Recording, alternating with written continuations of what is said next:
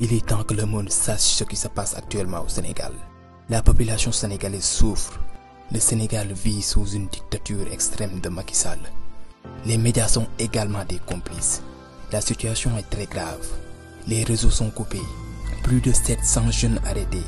Des bavures policières sans cesse. Beaucoup de jeunes sont tués par les forces de l'ordre. Ils les utilisent également comme boucliers humains. Ils recrutent des nervis pour attaquer et agresser les manifestants. Nous faisons face à des assassins. Nous faisons face à des personnes sans cœur. Faites tout ce que vous voulez, mais jamais cette jeunesse ne sera votre esclave. La jeunesse sénégalaise ne veut plus continuer à être privée de ses droits, de sa liberté et de sa démocratie. Une chose est sûre, vous allez tous payer. Macky dégage. Le peuple exige ta démission. Free Sénégal. pouvoir moom mooy xool si ça vaut la peine ou pas léegi nit ñu war ko arrêté da ngay bàyyi rek ñu arrêté koo xam boo ko arrêté réew mi tàkk ku war a décider loolu procureur day laaj ministre bi lan la ñuy def ah mbir mi de ministre bi ku muy woo le président de la République président de waroon nañ foog nañ ne procureur bi nee na kii war nañ ko jàpp bu fekkee ne moom xam na ne kii buñ ko jàppee ay nit dinañ si dee est-ce que dina ko bàyyi. Abdoulaye Wade persiste dans sa volonté de vouloir briguer un troisième mandat, bien entendu, le pays sera bloqué. ku fi toogati ñaar mandat bay ñëw juróomi at dong la mën a nekk bii mu def nekk juróom-ñaar bu njëkk bi ndax mënu koo wàññi ca la bokk ci ñaari mandat yi ñu wax ko mu leer. amatul dem ba ca biir mais ma at ma terminé jumaa ji ma doon def fii loolu amul. donc amul troisième mandat amul dara ndaxte ca wàññi ba ñuy wàññi pour xam ndax ñaari mandat yi am na. bii muy def nii ci la bokk donc loolu dama bëgg Sénégalais yi dégg ko bu baax amul risque troisième mandat wàññi bi bii bokk na ci ñaareel ba muy diir mooy makk bu mujj donc loolu war nañ ko dégg bu baax. mandat Macky Sall bu 7 ans bii. bokk na seen décompte am déet. mandat wu président Macky Sall bu 7 ans bi. bu 7 ans bokk na ci décompte bi. kon ça veut dire que Macky Sall amul beneen droit. lu dul beneen mandat amul beneen droit bu dul. respecter li nga xam ne moom la constitution bi wax constitution bi dafa ne nul ne peut exercer plus de 2 mandats consécutifs xam nga nul mooy kenn amul sañ-sañu def ñaari mandat yu tegale lu ëpp ñaari mandat yu tegale. ñaari mandat dong lay def. mandat bii mooy bii tàmbale bii mooy benn ba ca topp mooy ñaar mu dal di jeex. Si les gens continuent à dire que il est possible que le président fasse un troisième mandat, je dis peut-être qu'on n'a pas lu le texte 27. Et notamment l'article 27 qui dit très clairement nul ne peut exercer plus de 2 mandats. benn président de la République bu ñu falati du fi defati plus de 10 ans. parce que réforme bi dafa def benn article alinéa 27 bu constitution ne nul ne peut faire plus de 2 mandats consécutifs bu fekkee ne tubaab rek a jàng. mooy bépp président ci commencé ci Macky Sall bu fi falooti mënul def ñaari mandat yu tegloo. constitution moom ak nuñ ko mën a bindee ak sûreté buñ mën a def su fekkee ne ki war a nekk gardien bi war ko doxal du démocrate on n'est pas à l'abri maanaam ëllëg ay jalgati mën na am. donc man du ma ne problème bi problème mu constitution la mais problème mu nit ki war a appliquer au premier chef ki nga xam ne moom la ñu tuddee gardien de la constitution te moom muy njëkk a jalgati moom ci boppam. Nul ne peut faire plus de 2 mandats consécutifs. Nul. Ça veut dire que la question du troisième mandat ne se posera plus dans l'histoire du Sénégal. benn président dootul ëpp ñaari mandat ndax bu yàggee day dem ba def boppam buur te Sénégal bëggul am buur. La constitution du Sénégal est très claire sur la question et ne laisse place à aucune interprétation. Abdoulaye Wade moo dul démocrate mais constitution bi bu fekkoon ne respecté woon na charte lu bare mënoon na ñàkk am ci ay jalgati. démocrate nag duñ ko wëy naan démocrate la si jëf la ak ci gëm-gëm moo tax ma gëm ne nañ ñaan yàlla d'abord ki fi yàlla teg ëllëg nay démocrate dans l'âme d'abord du rek lu muy wëy di wax def ko slogan. parce que tey cour constitutionnelle wala conseil constitutionnel bu amoon fonctionnement normal mais lii yëpp du am parce que dañu ñëw ñu ne président Wade yow mënoo nekk candidat bokkoo demal toog kon coow du am lu mu am doole bu ñëwee justice su boobaa dañ koy tegaat ci yoon. Jeunesse sénégalaise qui est debout et qui dit non pour un troisième mandat à Abdoulaye Wade.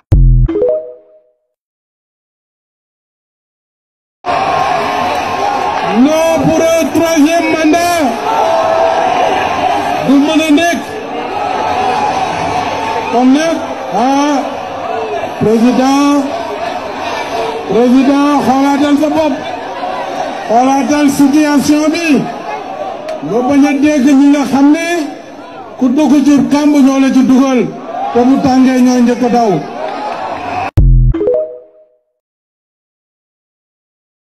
Le président sortant Abdoulaye Wade persiste dans sa volonté de vouloir briguer un troisième mandat, bien entendu, le pays sera bloqué.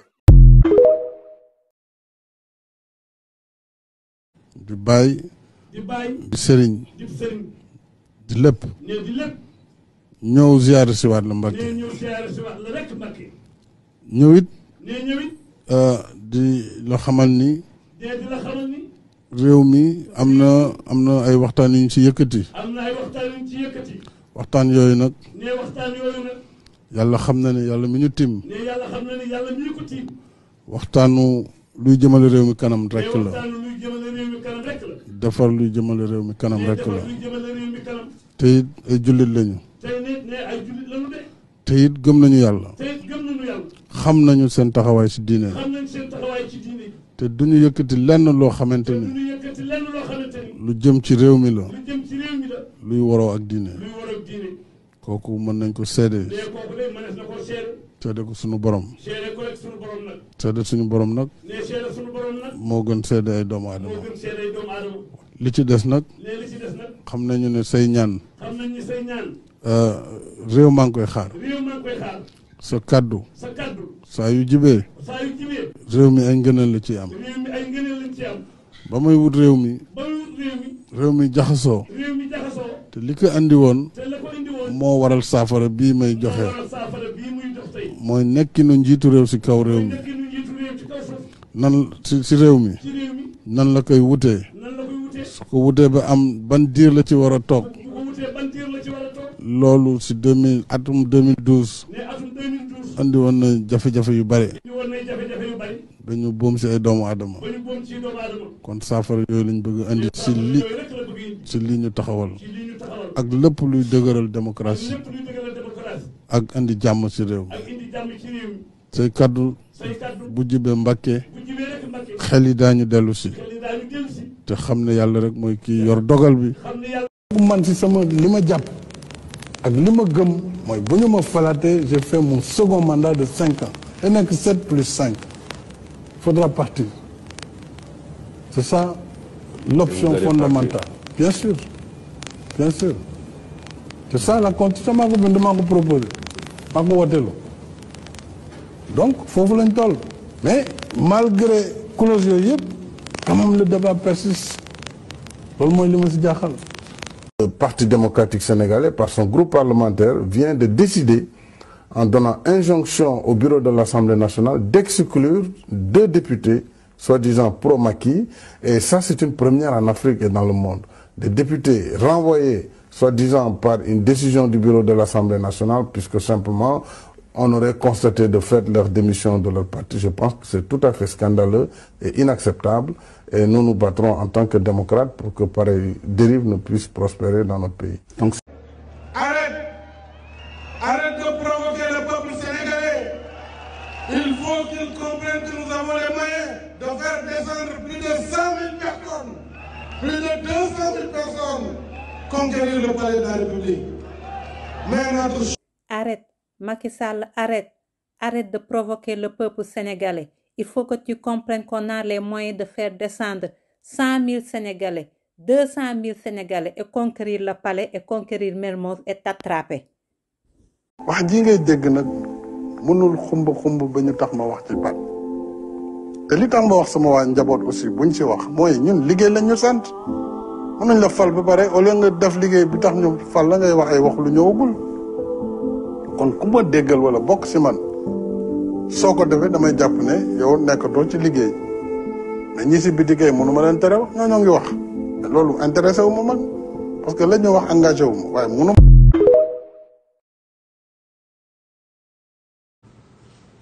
Je suis encore à mon premier mandat qui finira en février 2019, plus précisément en mars-avril 2019. Nous avons, il y a un an, engagé une réforme majeure de la Constitution par voie référendaire. Justement, c'était pour arrêter le débat. Parce que nous avions une majorité totalement qualifiée au Parlement. Mais nous avions choisi de consulter directement le peuple sur une réforme très sérieuse, très constructive, très consolidante de la Constitution, pour régler principalement la question de la durée et du nombre de mandats du président de la République, ainsi que du mode d'élection. Cette question a été définitivement fixée dans cette Constitution. D'ailleurs, en 2016, ce dont il était question, c'était moins le nombre de mandats que la durée. On devait passer du septennat au quinquennat bloqué. Mais le nombre de mandats s'est réglé depuis très longtemps, c'était 2 mandats. Donc le nombre de mandats n'a pas été modifié. Pourquoi engager une discussion sur un débat de 2024, un débat qui n'a pas lieu d'être, puisque je suis dans la logique de ne pas dépasser 2 mandats si le peuple sénégalais me fait confiance en 2019.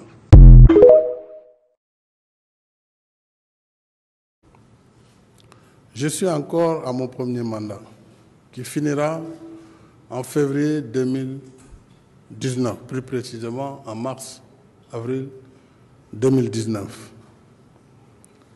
Nous avons, il y a un an, engagé une réforme majeure de la Constitution par voie référendaire. Justement, c'était pour arrêter le débat.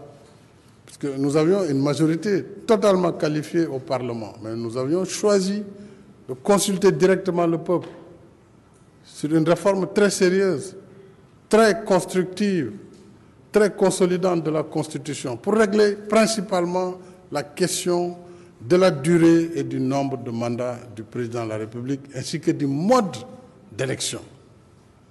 Cette question a été définitivement fixée dans cette Constitution. D'ailleurs, en 2016, ce dont il était question, c'était moins le nombre de mandats que la durée. On devait passer du septennat au quinquennat bloqué. Mais le nombre de mandats s'est réglé depuis très longtemps, c'était 2 mandats. Donc le nombre de mandats n'a pas été modifié. Pourquoi engager une discussion sur un débat de 2024, un débat qui n'a pas lieu d'être, puisque je suis dans la logique de ne pas dépasser 2 mandats si le peuple sénégalais me fait confiance en 2019. ñoo jóg ne président Macky Sall am na bilan bu baax boo xamante ni dafa jar ñu porter candidature am mu nekkaat candidat à la présidentielle 2024. Que nos dirigeants politiques m'excusent, mais ils savent tous comme moi que ce n'est pas la politique politicienne qui développe un pays. Il faut aussi que gouvernants et gouvernés, membres ou non des partis politiques, acceptent le principe de l'alternance à la tête des affaires de l'État. Ces affaires ne sont le bien de personne, elles appartiennent au peuple qui en délègue la gestion temporaire, non à un maître comme on a souvent tendance à le penser sur ce continent, mais à un serviteur. Politique, ni muy doxé, texte daf ci am importance, waaye éthique aussi daf ci am importance. Dans votre ouvrage, vous trouvez que Wade est le plus grand des consolidateurs. Okay, c'est vous qui le dites dans votre ouvrage. Vous trouvez que, d'un point de vue purement scientifique, la candidature de Wade n'est pas recevable. On vous a déjà vu dans la presse écrire que le président, rien que de par la sagesse, sa candidature n'est pas acceptable et il ne devrait pas lui-même forcer la main. Alors, cela fait de vous, quelque part, un opposant, entre guillemets, au président Wade. Un opposant, c'est trop dire, parce que pas un opposant, en tout cas, au sens politique du terme. Oui. Si l'on analyse, vous, par exemple, vous dites que le Conseil constitutionnel, que vous l'attendiez, pour voir s'il va défier, et c'est le mot que vous utilisez, s'il va défier cette approche scientifique de non-recevabilité de la candidature du président. Donc, pour vous, ce que le Conseil aujourd'hui a fait, il a défié la norme scientifique. Oui, il a défié la doctrine majoritaire. Parce que je dis, oui, la doctrine majoritaire considère que la candidature n'est pas valide, mais on va voir si le Conseil va défier la doctrine majoritaire ou plutôt se ranger du côté de la doctrine majoritaire. Comment vous le percevez? Il a choisi de défier la doctrine majoritaire. 2 millions de Sénégalais, si nous taxawé, le président bëgg nañu nga nek candidat lolu kenn mënu ci dara ndax c'est la majorité qui décide. La démocratie, c'est pas la loi de la majorité. Lolu définition bu dépasser la démocratie. La démocratie, c'est la loi de la majorité qui tient compte de la volonté de la minorité. Pour qui se donne la peine d'observer la société humaine de notre époque, nous sommes sur le chemin d'un monde sans éthique. D'un monde dans lequel la conduite des hommes, en dehors de toute considération éthique, est guidée par l'argent, le pouvoir, la force et la place. La fuite en avant actuelle que nous constatons un peu partout vers un monde sans éthique ne doit pas durer, ne peut pas durer. Sinon, aveuglés par leurs nouveaux maîtres que sont l'argent, le pouvoir, la force et la place, les hommes vont se précipiter droit vers une vie de méconduite, c'est-à-dire une vie où le dire et le faire se trouveront presque de façon permanente en deçà ou à côté de ce que la morale prescrit.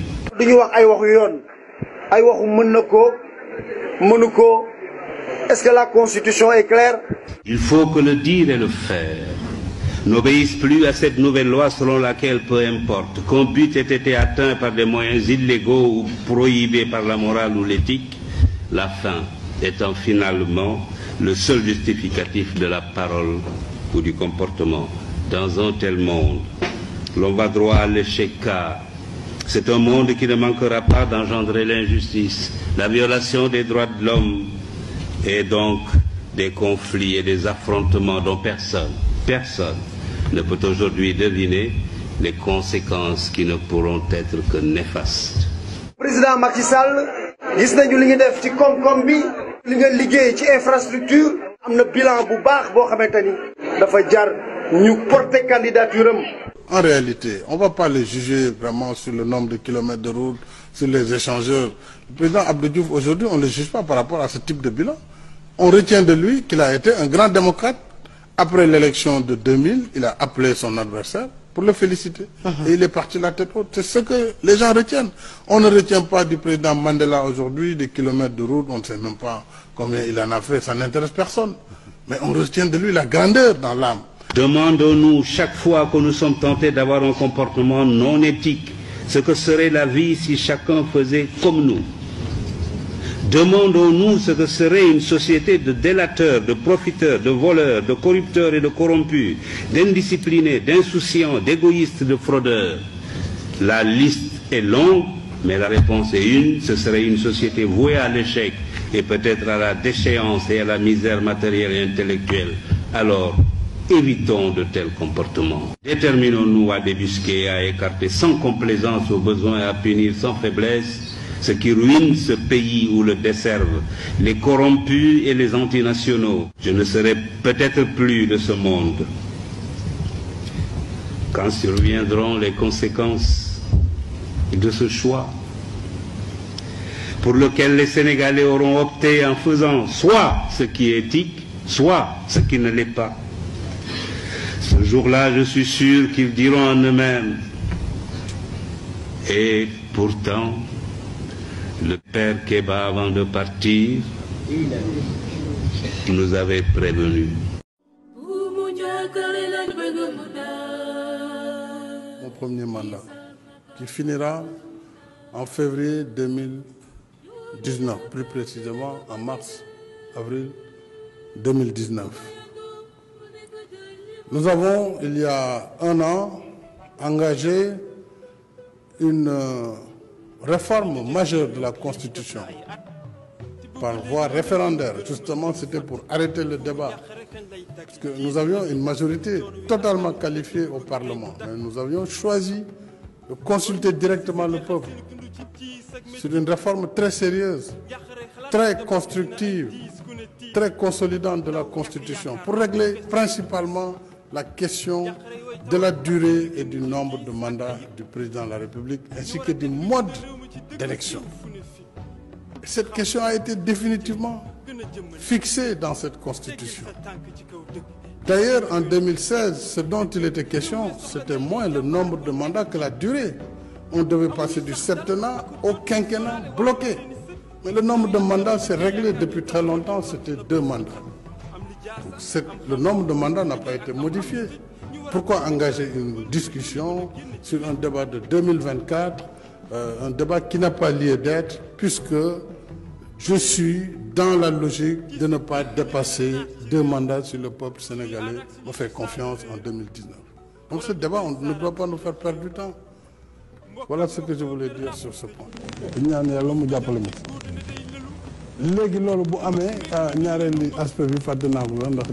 Deuxième et dernier mandat. Oui, c'est clair que la constitution bi man maa ko bindu bi ñu defee dañu ramener mandat bi de 7 à 5 ans dama ne le mandat est de 5 ans renouvelable une fois. dama yokk ci beneen couleur boo xam ne c'était pour tuer ce débat mais comme le débat persiste toutefois nul ne peut faire plus de 2 mandats consécutifs. Si je suis réélu ça veut dire que je fais un mandat donc man ci sama li ma jàpp ak li ma gëm mooy bu ñu ma falaatee j'ai fait mon second mandat de 5 ans et nekk 7 plus 5 faudra partir. C'est ça l'option fondamentale. Bien sûr, bien sûr. C'est ça la constitution maa ko bind maa ko proposé maa ko woteelu. Donc la constitution du Sénégal est très claire sur la question et ne laisse place à aucune interprétation. L'article 27 de la Constitution dit « Le président de la République est élu pour un mandat de 5 ans renouvelable une fois. Nul ne peut exercer plus de 2 mandats consécutifs. » Je vais répéter la phrase.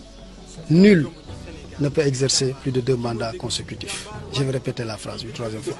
Nul ne peut exercer plus de 2 mandats consécutifs. Est-ce qu'il y a place à interpréter? Souffle démocratique bu yeb ci ay intervalles yu xaw a am solo. Et sur les standards des démocraties modernes. sur les standards des démocraties modernes. C'est 5 ans. Pour ñoom jàpp nañ ne 5 ans wax dëgg baax na surtout bu dee 5 ans yoo xam nañ ci dolliwaat beneen mandat muy 10 ans.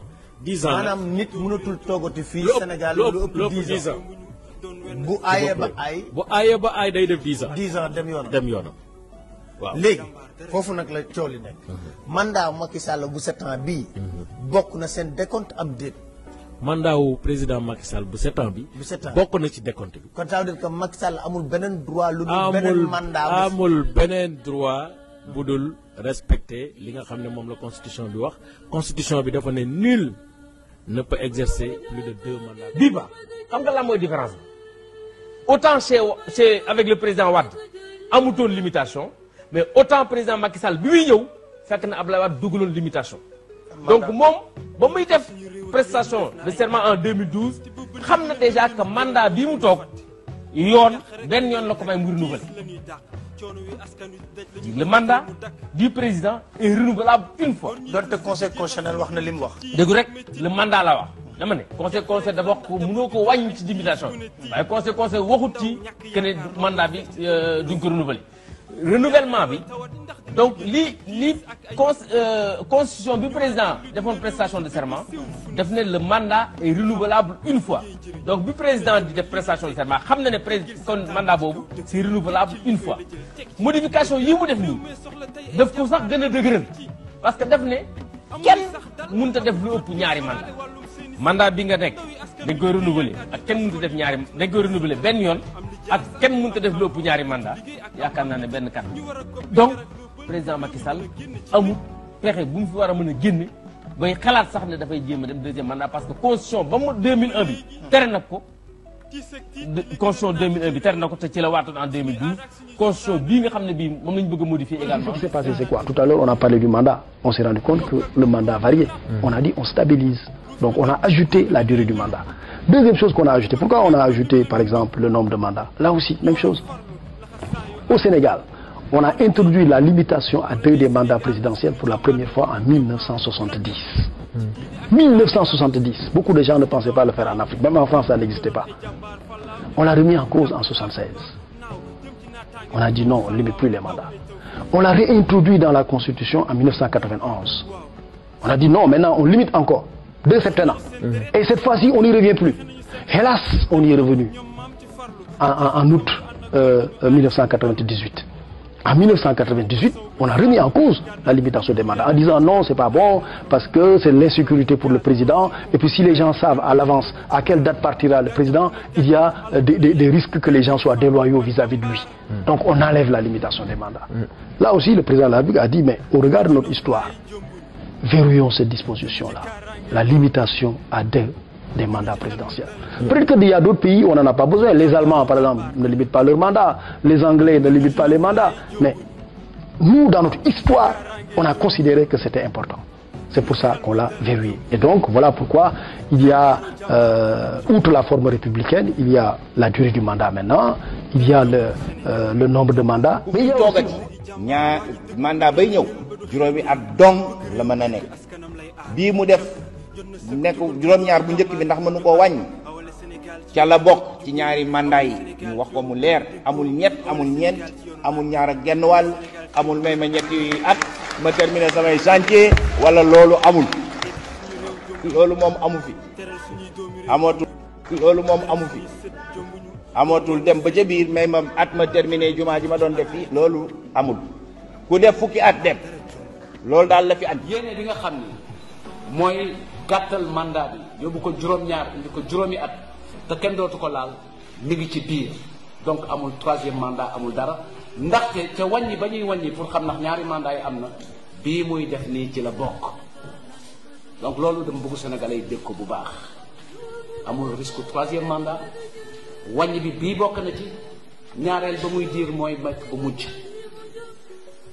donc loolu war nañ ko dégg. dafa wax ak askan wi ne nañu danaa leen jiite waaye julli ñu ñaari rakk la ñu ne ko d'accord nañu ku ne xam na ni tabaski ñaari rakk la rakk bu njëkk bi day nekk juróom-ñaari kabar mu nuroog nag mandaam bu njëkk bi di juróom-ñaari at rakk ñaareel bi war a nekk juróomi kabar moom mu am mandat ñaareel muy juróomi at waaw bu paree lu mu ci nekk asalaamaaleykum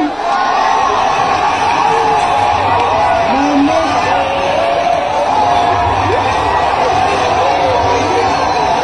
waaw ma ne léegi moom nee na du sëlmal nee nañu ko subhanallah imam ne du dégg imam subhanallah mu ne du ma dégg damay kabara non pour un troisième mandat du mën a nekk kon nag bii mu def nekk juróom-ñaar bu njëkk bi ndax mënu koo wàññi ca la bokk ci ñaari mandat yi ñu wax ko mu leer amatul dem ba ca biir may ma at ma terminé jumaa ji ma doon def fii loolu amul donc amul troisième mandat amul dara ndaxte ca wàññi ba ñuy wàññi pour xam ndax ñaari mandat yi am na bii muy def nii ci la bokk donc loolu dama bëgg Sénégalais yi dégg ko bu baax amul risque troisième mandat wàññi bi bii bokk na ci ñaareel ba muy diir mooy nekk bu mujj donc loolu war nañ ko dégg bu baax. mandat Macky Sall bu 7 ans bii. bokk na seen décompte am déet.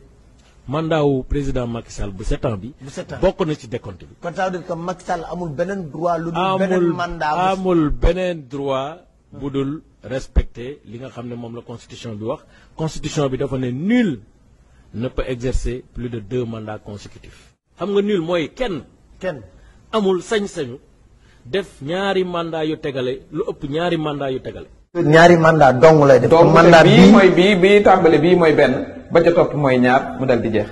Si les gens continuent à dire qu'il est possible que le président fasse un troisième mandat, je dis peut-être qu'on n'a pas lu le texte. 27. Et notamment l'article 27 qui dit très clairement nul ne peut exercer plus de 2 mandats. benn président de la République bu ñu falati du fi defati plus de 10 ans.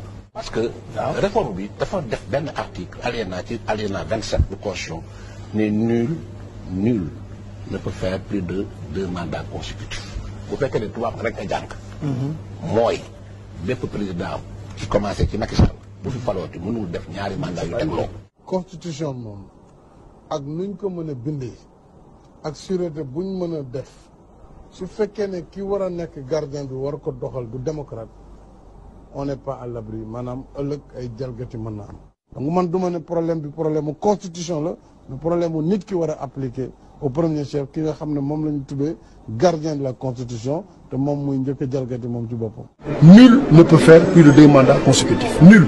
Ça veut dire que la question du 3e mandat ne se posera plus dans l'histoire du Sénégal. benn président dootul ëpp ñaari mandat ndax bu yàggee day dem ba def boppam buur te Sénégal bëggul am buur. La constitution du Sénégal est très claire sur la question et ne laisse place à aucune interprétation. Abdoulaye Wade moo dul démocrate mais constitution bi bu fekkoon ne respecté woon na charte lu bare mënoon na ñàkk am ci ay jalgati. démocrate nag duñ ko wëy naan démocrate la si jëf la ak ci gëm-gëm moo tax ma gëm ne na ñaan yàlla d'abord ki fi yàlla teg ëllëg nay démocrate dans l'âme d'abord du rek lu muy wëy di wax def ko slogan. parce que tey cour constitutionnelle wala conseil constitutionnel bu amoon fonctionnement normal mais lii yëpp du am. parce que dañu ñëw ñu ne président Wade yow mënoo nekk candidat bokkoo demal toog kon coow du am lu mu am doole bu ñëwee justice su boobaa dañ koy tegaat ci yoon. Jeunesse sénégalaise qui est debout et qui dit non pour un 3e mandat à Abdoulaye Wade.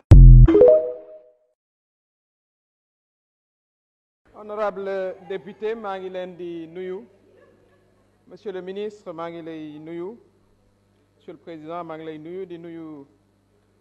sa collaborateurs yi am na ñoo xam ne liggéey na ak ñoom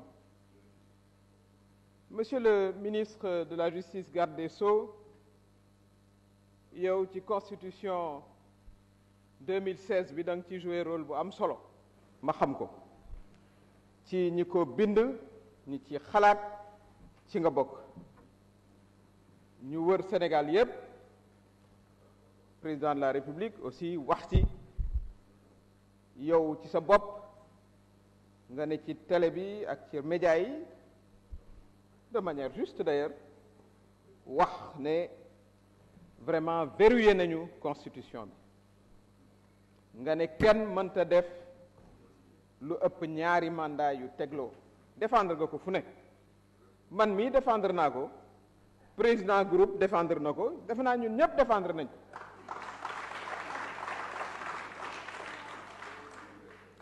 ma bëgg nag nga wax ñu parce que nag aussi yow professeur émérite nga intellectuel nga say idée xam naa ne mën nga koo assumer nga xool fii tout le monde dans les yeux ak le peuple sénégalais surtout répété waat leen une 4e fois puisque waxoon nga ko 3 fois mais nul ne peut faire plus de 2 mandats consécutifs parce que nag li ñu war a xam mooy dañu dépensé woon ay milliards réew mi li ma bëgg a xam mooy est-ce que ñun ba ñuy wax la ñuy wax dañu doon nax sénégalais yi wala déet parce que li ñuy préciser léegi préciser wuñ ko woon ca 2016 kon opération boo xam ne xëy na c'était de la filouterie ou pas je n'ose pas l'espérer parce que li nga xam ne moom la ñu wax sénégalais yi dépensé ay milliards pour ça mooy président Macky Sall février 2024 ci lay noppi ci lay pare monsieur le ministre yow yaa nekkoon l'artisan de cela donc c'est important que nga xool aussi les Sénégalais dans les yeux comme intellectuels parce que intellectuels dañu am des responsabilités dans ce pays réew mu avancé intellectuels yi joué nañu yëkkati réew ma mu jëm ca kanam waaye intellectuels yu bari aussi nekk nañ ci coowu réew ba réew moomu dugg ci guta kon les intellectuels aussi qu'ils soient fidèles à la Constitution, qu'ils soient fidèles à leur pays et qu'ils ne doivent pas seulement être fidèles à leurs privilèges. Loyauté pour Sénégal, loyauté pour Constitution bi la looloo taxoon ñu ànd 2012 ànd ak président Macky Sall ñii ñu ci bëri ñu ngi foon président Ablaye Wade ne day ut 3e mandat ñun ñëpp ñu ngi ci télé ñu ngi ci réseau yi ne nul ne peut faire plus de 2 mandats consécutifs 2016 pour verrouiller cette constitution-là.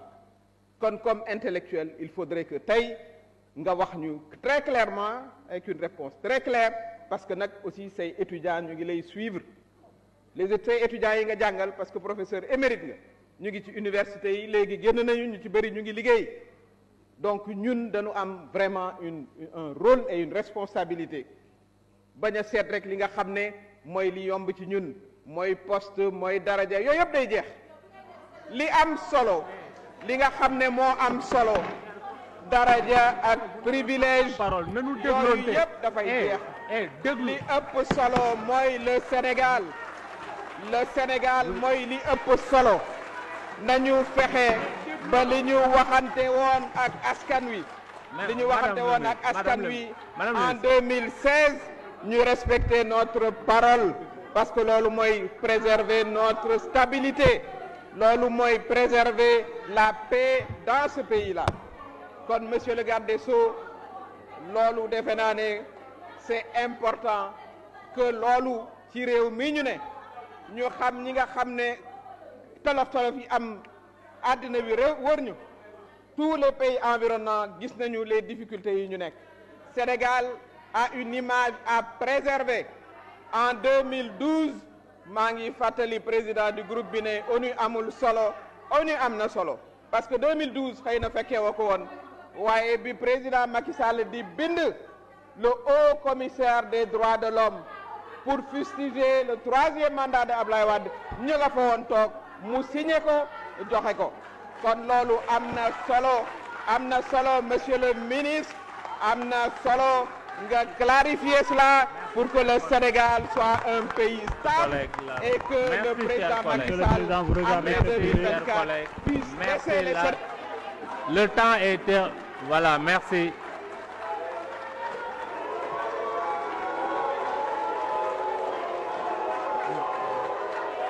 La parole à notre collègue Oulimata Sidibé.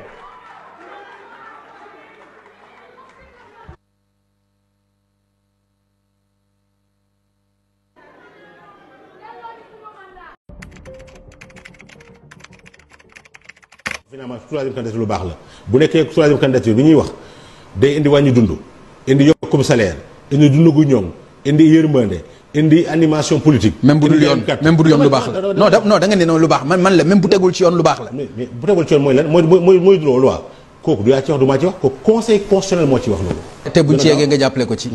non loolu pour mu leen Sénégalais yi. nee naa ko te laajuma ko ak looy dogal ci ëllëg xàmmee naa sa xàmmee ak sa ràññee ak sa bëgg réew mi. dama la ciy jàppale li ma la wax dafa leer. delu ma ñëw. Macky Sall daa foog ne moo ëpp nit ñi xel man ku doful sax xam nga ne rafle naa lu mu des lu ne. mu des xel ak xàmmee ak ràññee ak xam politique. troisième élément mooy Macky Sall man bi may wax ak moom présidentielle bii passé dañ toog benn yoon ñaari yoon ñetti yoon bu ne ma sama rakk nga ma ne ko sama mag nga xëccoo am nga jaar-jaar war nga mën a bëgg lu ne ëllëg mais maa ngi xëccoo pour deuxième ak dernier mandat dama bëgg nga bokk ci ñi may falaat buñ paree ba def li may def yàlla moo fi nekkal ñëpp ku ci nekk yéen wula ma loolu maa moom mu may dégg ñu wax ju leer nas nocc ku nekk dem ma ne ko yónnee ma sa premier ministre ak déw ak diw ñu fekk ma sama dëkk Kër Paate ñu ñëw lañ gis nañ ko lañ def nañ ko mu wàcc ak ñoom ñaareel ba ñu pare ci loolu mais téeréem bi mu génne woon téeréem bi mu génne Sénégal au cœur Sénégal au cœur man Abdoulaye ma jàngal ma ko jàngal damaa gàddu téere ba dem ba këram ci toog añ bu neex ma jël ñu war a ànd juma ma jël téere ba teg baaroom ci page 165 fa mu waxee ne yéen waa Sénégal maa ngi di ñaan ngeen may ma ñaareel ak mujjeelu mandat man lu may def symbole la teg ca baaroom jox ko mu séyal ma autographe délicat mu séyal ma pare ma gàddu ba ma liiraate ñëw suma kër ne kii li mu wax du ko def sama jabar ma ne ko du ko def ma ne ko xamul da booy wax ak ni muy waat di waataat sa xel na teey parce que la muy wax da cee xel ñaar moo déjà la jàpp ne yow doo óolu loolu mais yow lan mooy mandarga bi nga gis ba xam ni kii narta ba mais kii narta ba kenn kii de mu jël loxo bi wiccax ko du wàcc bool bi d'accord sénégalais yi jommi nañ di yow man ñun lii nañu mën a wax loolu daal wasalaam. Troisième mandat monsieur Youm mu ne constitution bi dafa ne nul ne peut exercer plus de 2 mandats consécutifs. mais gars yi ñu ne comme conseil constitutionnel dafa waxoon ne mandat Macky Sall bi mënuñu wàññi durée bi ndax c'est hors de portée de la loi mën na ñëw ba def 5 ans gars yi benn saa waaye bu ay comme droit juridique bi nga doon ay rek ngeen dugal prox ndool te conseil constitutionnel du mën a dédire boppam ma weddi boppam non xam nga d'abord benn mooy historiquement ki ko fi defoon sénégalais yi wan nañ ko ne loolu ñun dañ ci d'accord muy benn. Sénégalais yi war nañ ko ñun mandat dañuy bëgg ku fi yem def lu yem dem ba ke bàyyi keneen loolu moom ci conscience sénégalais yi la bokk mais beneen kii bi loolu considération politique et de fait la. bii nag du benn bii li fi nekkoon moo fi nekkaat parce que constitution 2001 bi dafa ne renouvellement benn yoon nga koy def 2001 dafa ne renouvellement benn yoon nga koy def mooy article 27 article 27 boobu moo ñëwaat ne kenn tax dafa mënta am lu ëpp ñaari mandat xam nga kon amul changement nii ci ton bi nii ci contenu bi nii ci portée ni ñu bindee article bi même article la ci li muy wax mooy renouvellement bi benn la war a ne kii ne la kenn mënta weesu ñaar xam nga ki la ne benn lañ ko war a renouveler ak kenn mënta weesu ñaar mooy li ñu wax benn la donc amul lu bees lu amu bees mooy day ñëw andi lu bees tàq alors président bi muy ñëw xam na ne ñun ci régime limitation de mandat la ñu ne moo tax mu ne waa commission nationale de réforme changé wuma constitution ci lii la ci biir laay jéem a xool nu ñu koy defaraate ba mu baax. mais est-ce que juróomi at yu mu indi du tax gars yi tamit du ñeme laal juróom-ñaari at yu mu defoon boole ko ci mandat am ci décompte non mënuñu ko ci boole parce que loolu mandat la xam nga durée ak mandat du benn. waaw mais léegi daal jàpp nañ ne mandat bi c'est le premier mandat de Macky Sall il n'a droit qu'un autre mandat mu jeex. loolu moom mooy nul xam nga nul mooy kenn amul sañ-sañu def ñaari mandat yu tegale lu ëpp ñaari mandat yu tegale nul. très bien boobu niñ ko bindee ak bee presque benn la te moom président bi muy ñëw ci nguur gi xamoon na ne ñaari mandat la war a am droit bi ñu tëggaatee mbind mi rek lañ tëggaat changé wuñu ko bi ñu ko tëggaatee mbind mi benn la dafa gën a dëgër sax nul ne peut exercer plus de 2 mandats consécutifs te loolu formule CNRI lañ jël commission nationale de réforme des institutions formule am lañ jël plaqué ko intégralement ci réforme bi. allahumma salli ala sayyidina muhammadin wa sallim allahumma salli ala sayyidina muhammadin wa sallim allahumma salli ala sayyidina muhammadin wa sallim yàlla ñu yàlla xiir si ñuy dox si dëgg amiin te li noo wax nekk lu ñu gëm yàlla na yàlla saxal jàmm Sénégal président Macky Sall ak ay collaborateurs am yàlla na yàlla defal leen jàmm xéewal ya yaatu barke ñu pare nguur gi si jàmm ak salaam joxe ko ci teraanga bi koy Sénégal yi joxe woon yàlla na yàlla dimbali président Sall ak ñi mu àndal yàlla xiir leen ci baaxu joxe nguur gi ci teraanga bi leen ko Sénégalais yi joxe woon lépp rafet nu tàccu leen gërëm leen ñeneen doxal ci jàmm ak salaam ñi Sénégalais yi bëgg bu dee candidat APR Benno Bokk Yaakaar la Sénégalais yi bëgg alhamdulilah bu dee Sénégalais yi dañoo tànn keneen alhamdulilah nu bañ a salfaañe Umar Yum moo la waxoon démb moo la waxaat nii wax ji jeex na dégg na la wax bi président bu la kenn dugal ci ay 3e mandat la ca des dem ci dem bu rafet. À celui qui veut construire sa maison tout seul, à celui qui pense que l'enfer c'est les autres, à celui qui ne tend jamais la main par orgueil, à celui qui préfère dire le mien que le nôtre, à celui qui pense qu'on doit être seul pour être libre, qu'on n'est jamais mieux servi que par soi-même, moi je dis que j'ai besoin des autres pour bien vivre, j'affiche l'esprit d'équipe comme un emblème. Tout seul je vais vite, ensemble on va loin, l'esprit d'équipe comme un besoin. Tout seul je vais vite, ensemble on va loin, l'esprit d'équipe comme un besoin. L'homme est un animal qui est fait pour vivre en meute. Tout seul, il s'ennuie, il stagne, il se perd. Il est pour son voisin le meilleur thérapeute. Il est pour ses prochains le plus fiable des repères. Parce que plus que jamais, j'aime la force de l'équipe. La puissance du collectif, je l'ai vécu et j'y crois. Et même si je suis toujours mauvais en mathématiques, je pense que chez l'homme, 1 + 1 = 3. Tout seul, je vais vite. Ensemble, on va loin. L'esprit d'équipe comme un besoin. Tout seul, je vais vite. Ensemble, on va loin. L'esprit d'équipe comme un besoin. Les hommes sont plus forts quand ils savent leurs faiblesses. Chaque interaction est féconde, explique-leur que l'entraide et le partage, c'est l'avenir de l'espèce. Quand la vie est trop lourde, portons-la à plusieurs. Tout seul, je vais vite, ensemble, on va loin. Quand j'ai fait ma partie, je peux passer le témoin. Tout seul, je résiste, ensemble, on craint rien, on grandit, on progresse, et putain, on rigole bien. Tout seul, je vais vite, ensemble, on va loin. L'esprit d'équipe, comme un besoin. Je me rends compte que les gens ne lisent pas les textes. Si les gens continuent à dire qu'il est possible que le président fasse un 3e mandat. Je dis peut-être qu'on n'a pas lu le texte. 27. Et notamment l'article 27 qui dit très clairement nul ne peut exercer plus de 2 mandats. Le projet de révision de la Constitution est très clair. Nul ne peut faire plus de 2 mandats consécutifs. Nul. Ça veut dire que la question du 3e mandat ne se posera plus dans l'histoire du Sénégal. Vous savez, la Constitution du Sénégal est très claire sur la question et ne laisse place à aucune interprétation. L'article 27 de la Constitution dit « Le président de la République est élu pour un mandat de 5 ans renouvelable une fois. Nul ne peut exercer plus de 2 mandats consécutifs. » Je vais répéter la phrase. Nul ne peut exercer plus de 2 mandats consécutifs. Je vais répéter la phrase une 3e fois. Nul ne peut exercer plus de 2 mandats consécutifs. Est-ce qu'il y a place à interprétation? Vous pensez vraiment que le Conseil constitutionnel ne va pas émettre le même avis que sur le cas Abdoulaye Wade en 2011? Du tout, parce que là, on vise la personne encore une fois. On se pose la question, qui est Macky Sall, président de la République en 2012? Est-ce qu'il est redevenu président de la République en 2019? On dira oui, les mandats étant consécutifs, portant sur une seule personne, il ne peut plus être candidat. C'est très très clair. Lors de son interview du 31 décembre, il l'a réaffirmé. Nul ne peut faire 2 mandats consécutifs. La Constitution est claire. Donc il n'y a pas de débat en la matière.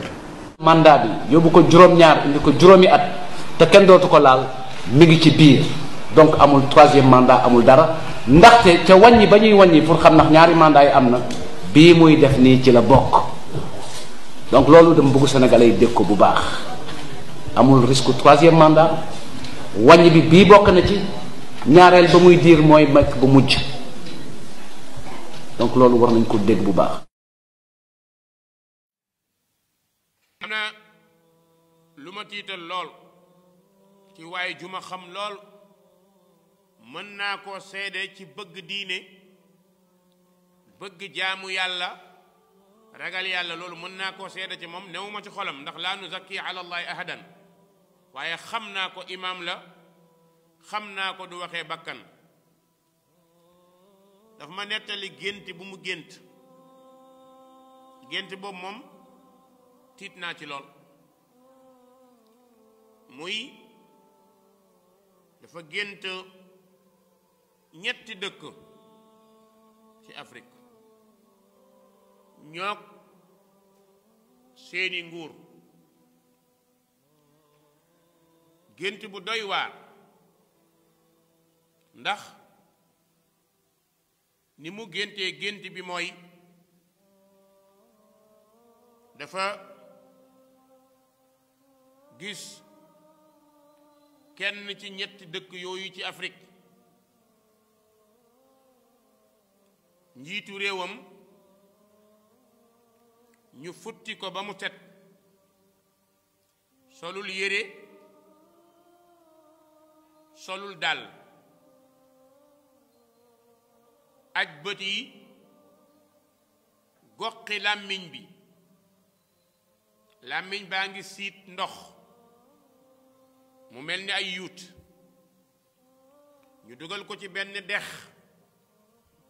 dex boo xam ni moo tiitlu ndax dex bi digg dex bi deret la li wër ndoxum dex bi yëpp nekk ndox mu ñuul kuk maanaam dex bi ni ñu koy waxe mooy lépp dafa ñuul ci digg bi nekk deret nee nu jël njiit loolu dugal ko ci biir deret bi mu dugg ci biir naan ay waay dimbale leen ma bi mu duggee ci biir naan dimbale leen ma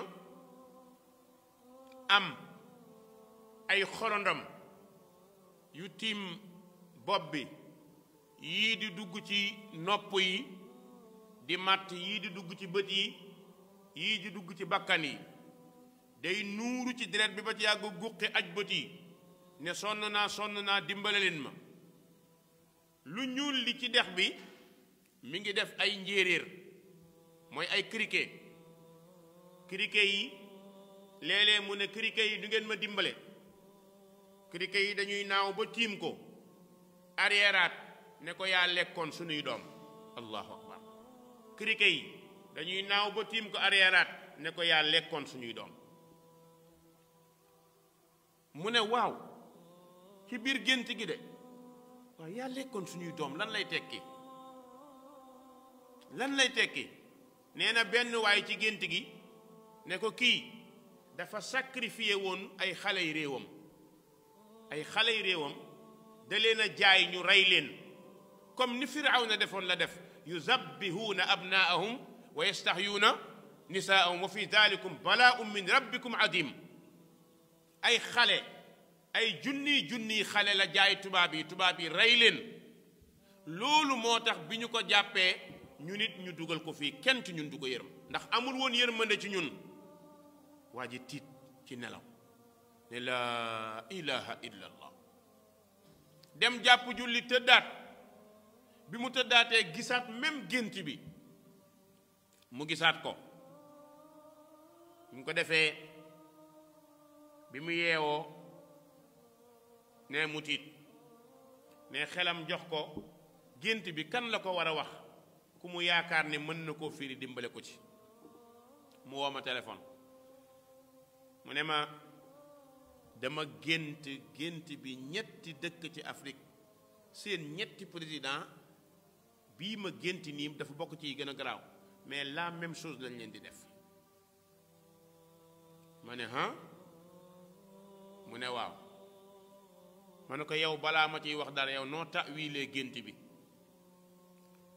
mu ne gént bi dama jàpp ne amul ta'wil ndax firi na boppam ñetti njiitu réew ci Afrique jaay nañu seeni xale maanaam jaay nañu seen société seeni njaboot jaay nañ leen ñu ngi leen di rey waaye njiit ya koy def duñ ci am kontante naqar rek lañ ciy jëlee maanaam danañ ko def mais duñu ko réussir duñu am fu ñu ko nettalee ma ne ko kon gént gaango yow kan jarul ma lay firil gént gi mu ne ma man de nii laa ko jàngatee ndax ni ma ko jàngatee mooy njiit li ñu dugal ci digg ndox moo xam ne lépp dafa ñuul ay criquet na ci fees ci dell ba doo gis digg ndox mi mu def benn pax moo xamante ne deretu kese la ñu ciy dugal benn njiitu réew yaramu neen futu neen muy yuuxu ay xorondom ak i melentaan di dugg ci bakkan yi ma ne ko xorondom yeeg melentaan yi mooy xale yi ñu jaayoon di leen rey mu ne waaw loolu rek moom ma ci réeroon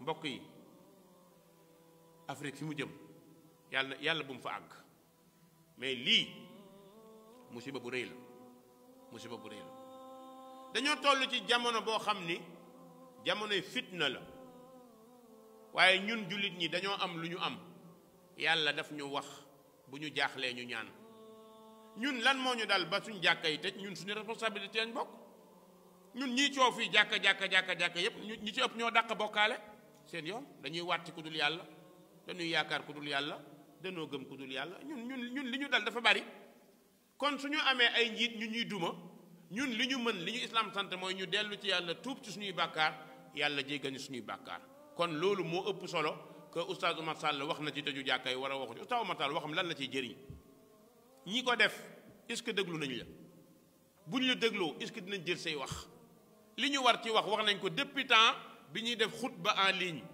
waxoon nañ ci kon di dellusiwaat ci loolu du ma ci dellusiwaat amaa yeneen kilifa yi ñoog ñu ne yem dong ñoo bokk benn pas-pas ñun ay ahlu sunna lañ ñun li ñu gëm mooy li ñu naqari yàlla lañ koy diis te nag dañuy julli di ñaan yàlla di tuub di ñaan yàlla heure bu waree teggi ko yàlla dana ko teggi waaye xam naa ko imaam la xam naa ko du waxee bakkan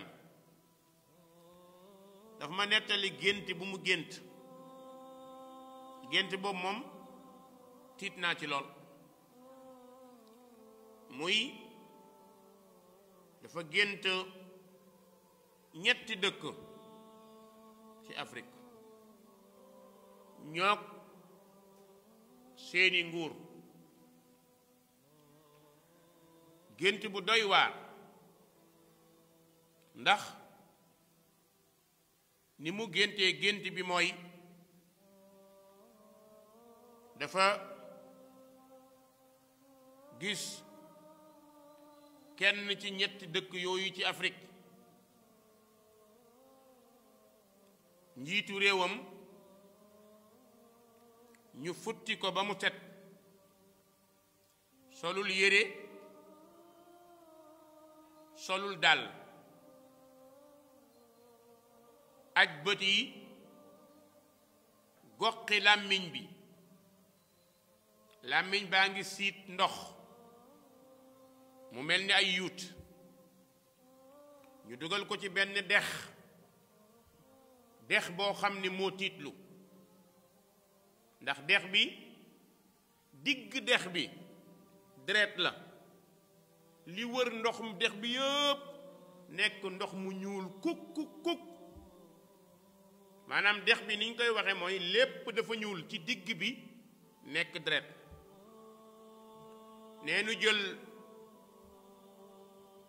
njiit loolu dugal ko ci biir deret bi mu dugg ci biir naan ay waay dimbale leen ma bi mu duggee ci biir naan dimbale leen ma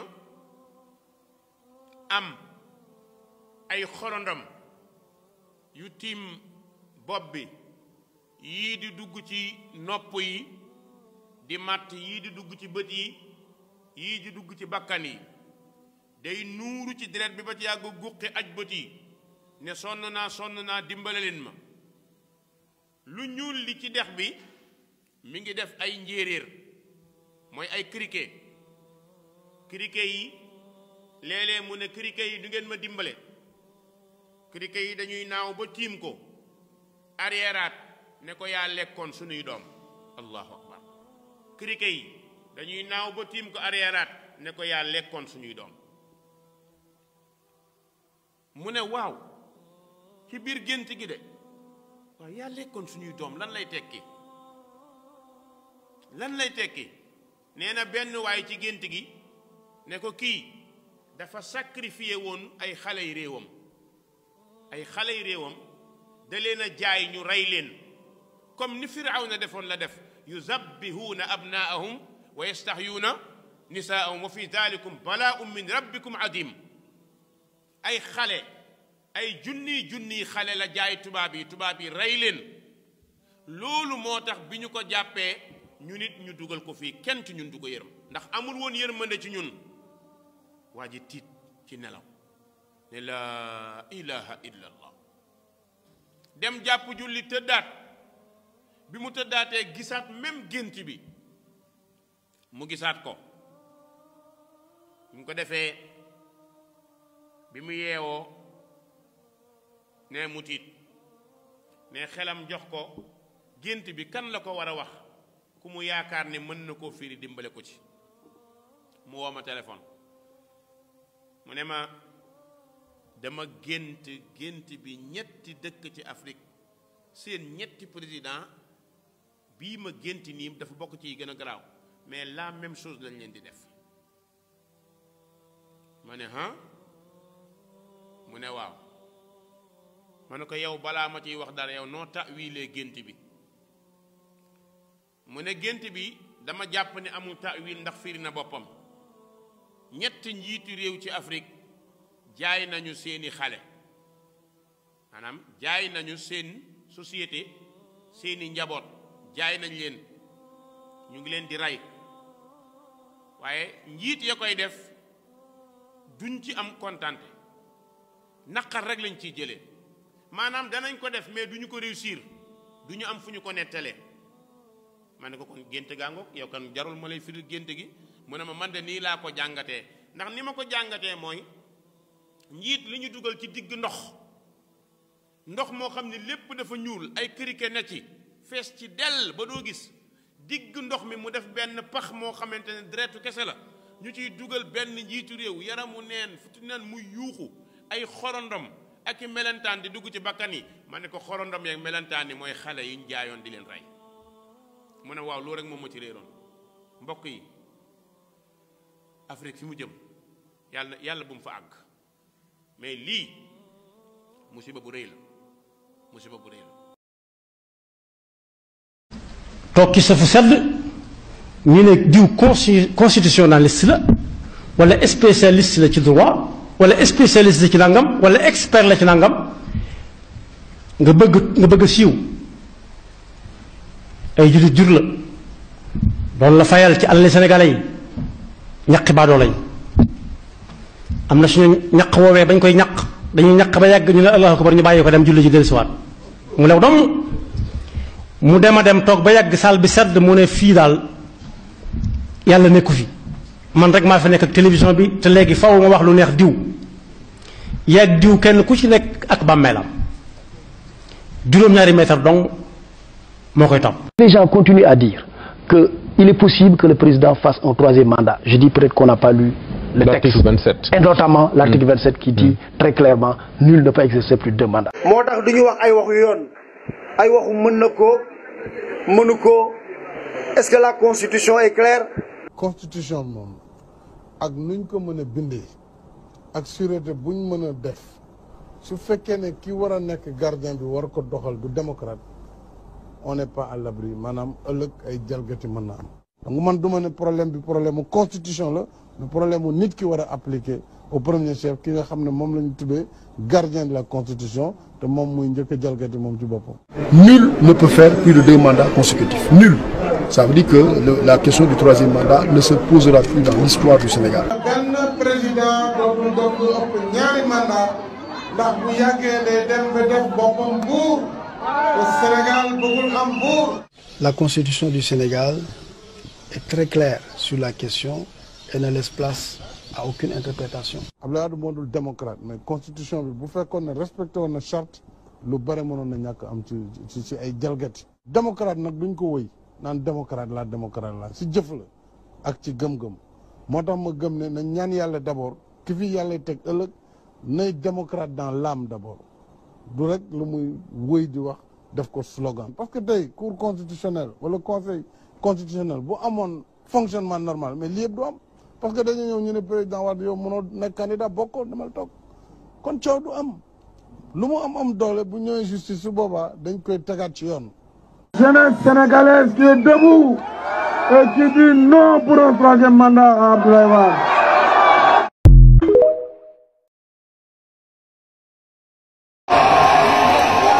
Non pour un troisième mandat. Du mën a nekk. Comme nag président xoolaatal sa bopp xoolaatal situation bi. nga bañ a dégg ñi nga xam ne ku dugg ci kàmb ñoo la ci dugal te bu tàngee ñoo njëkk a daw.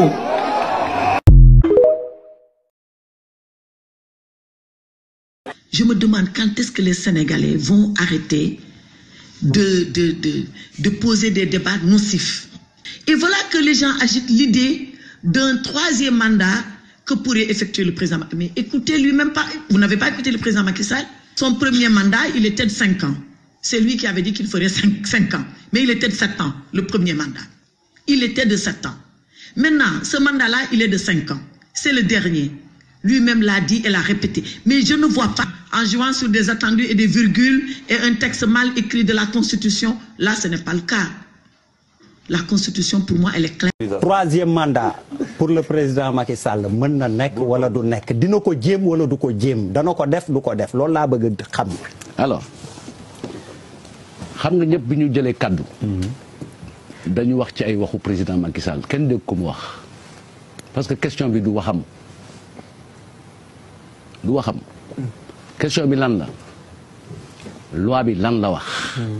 loi bi li mu wax mooy ci sama jàngat ci sama xam-xam mënul nekk. Quand un texte est clair, on l'applique, on ne l'interprète pas. Oui. Et heureusement, ce texte, il est très clair. Il est très clair. Dem ba xëy na texte yi leeruñu ba mu am des marges de manœuvre. ci tontu bi ma tontu bi ngay signalé dama ne ni ñu ko bindee amul marge de manœuvre. Parce que en légistique suñu bindee benn principe bind ko par une forme négative mooy exception amul. donc nul ne peut donc c'est-à-dire li ñuy wax dañ koy xam fi ñu koy teg. tollootuñu ci est-ce que mandat bi da ciy bokk wala bokku ci. constitution bi nee na kenn mënul def ñaari mandat yu toppante. est-ce que bu juróomi at la ak bu fukki at ak juróom-ñeent yoonam nekkul ci loolu. li mu visé mooy ñaari mandat yi. kenn mënul def ñaar kenn mënul weesu ñaar. benn président wolof laa ko ñëpp de ko benn président mënatul def lu ëpp ñaari mandat yu takkaloo. waaw yu takkaloo waay. loolu kay sëñ bi yàqitima jeexal na wax ji Macky Sall benn président mënu def ñaari mandat yu lu ëpp ñaari mandat yu takkaloo ñun ñoo ko propose Sénégal yi wote ko jeex na maintenant lan nga c'est que lan lañ ci bëggaat laa xamut te yow joxaa dem benn vidéo boo xam ni président Macky Sall noonu la ko expliqué. oui effectivement. bay na sax ci vidéo bi sama benn mandat ngi nii di jeex. damay laaj beneen bu ñu ma ko joxee jeexal naa ci réew mi pare naa ci wax na ko mu leer nañ. troisième mandat pour le président Macky Sall mën na nekk wala du nekk dina ko jéem wala du ko jéem dana ko def du ko def loolu laa bëgg xam. alors xam nga ñëpp bi ñu jëlee kaddu. dañu wax ci ay waxu président Macky Sall kenn dégg ko mu wax parce que question bi du waxam question bi lan la loi bi lan la wax. loi bi li mu wax mooy ci sama jàngat ci sama xam-xam mënul nekk. quand un texte est clair on l'applique on ne l'interprète pas. oui. et heureusement. ce texte il est très clair. il est très clair. démb xëy na texte yi leeruñu ba mu am des marges de manœuvre ci tontu bi ma tontu bi ngay signaler dama ne ni ñu ko bindee amul marge de manœuvre. parce que en légistique suñu bindee benn principe bind ko par une forme négative mooy exception amul. donc nul ne peut donc c'est-à-dire li ñuy wax dañ koy xam fi ñu koy teg. tollootuñu ci est-ce que mandat bi da ciy bokk wala bokku ci. constitution bi nee na kenn mënul def ñaari mandat yu toppante. est-ce que bu juróomi at la ak bu fukki at ak juróom-ñeent yoonam nekkul ci loolu. li mu visé mooy ñaari mandat yi. kenn mënul def ñaar kenn mënul weesu ñaar. benn président wolof laa ko ñëpp de ko benn président mënatul def lu ëpp ñaari mandat yu takkaloo. waaw yu takkaloo. loolu kay sëñ bi yàqitima jeexal na wax ji Macky Sall benn président mu def ñaari mandat yu lu ëpp ñaari mandat yu takkaloo ñun ñoo ko propose Sénégal yi wote ko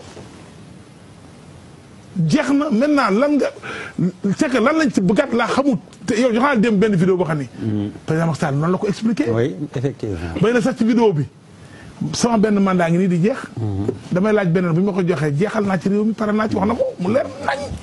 man mii de jàpp naa ne mbiru ñetteelu mandat dinañ ma séentu fépp ba mu des si mbir moomu donc loolu dama bëgg ñu wax ko mu leer dañu ne mandat bi juróomi at la benn yoon lañ ko mën a renouveler muy donc boo ko renouveler muy ñaari mandat ñu yokkaat ci leneen lu koy tëj mais de toute façon kenn mënul def lu ëpp ñaari mandat yu tegale donc loolu la constitution bi wax donc loolu lu leer na man maa ngi sama benn mandat boo xam ne bu ci yàlla àndee 2019 lay jeex ci coobare sunu borom ak bëgg-bëgg Sénégalais yi bu fekkee ne jàpp nañ ne liggéey bi ñu sa sumb ñu ngi koy teg ci yoon am nañu seen kóolute dina renouveler mandat boobu 2019 su boobaa man pare naa ci